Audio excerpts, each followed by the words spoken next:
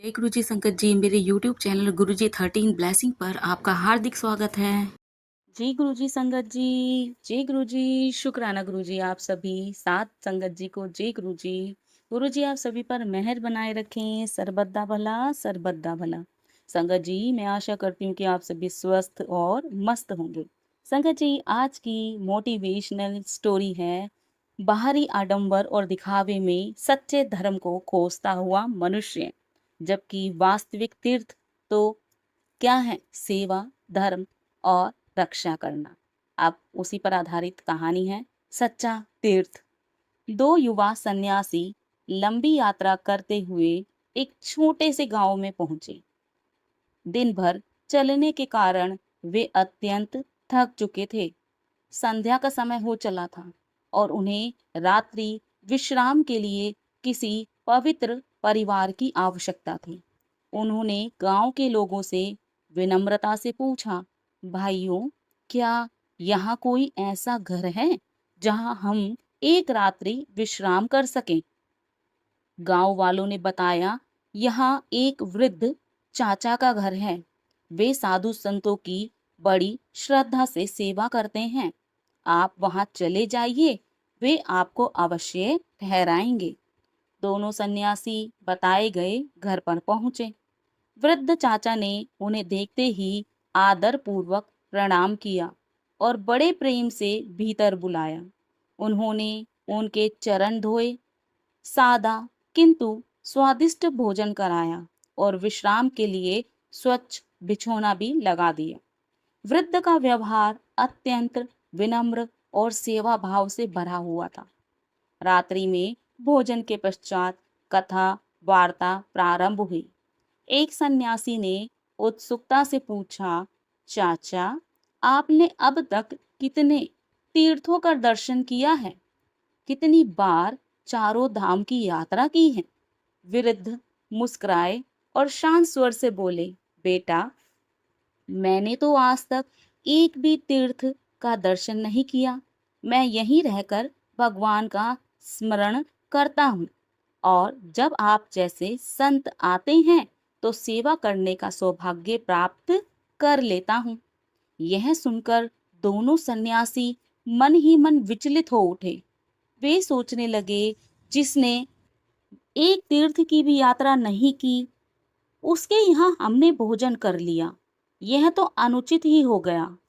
उस उनके मन में संदेह और अहंकार की हलचल उठने लगी। रात्रि बीतने लगी, परंतु उनके मन को शांति नहीं मिली। वे करवटें बदलते रहे। आधी रात के समय अचानक उनकी दृष्टि आंगन की ओर पड़ी।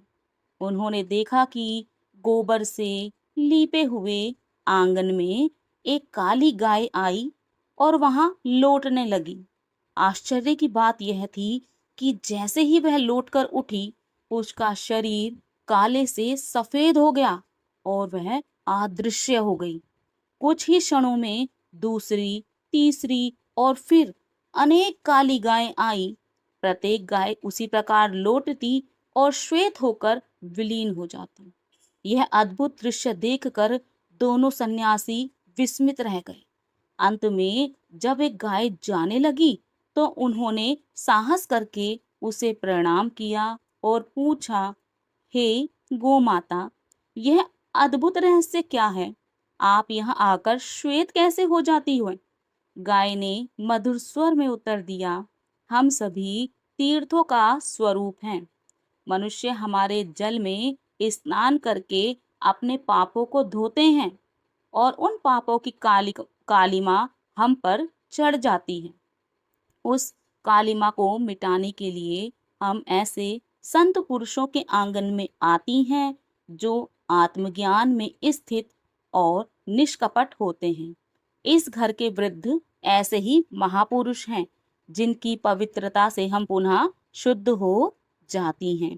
यह सुनकर दोनों सन्यासियों का अहंकार चूर चूर हो गया।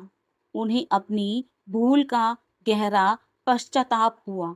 उन्होंने समझ लिया कि सच्चा तीर्थ बाहर नहीं बल्कि पवित्र हृदय और सेवा भाव में बसता है।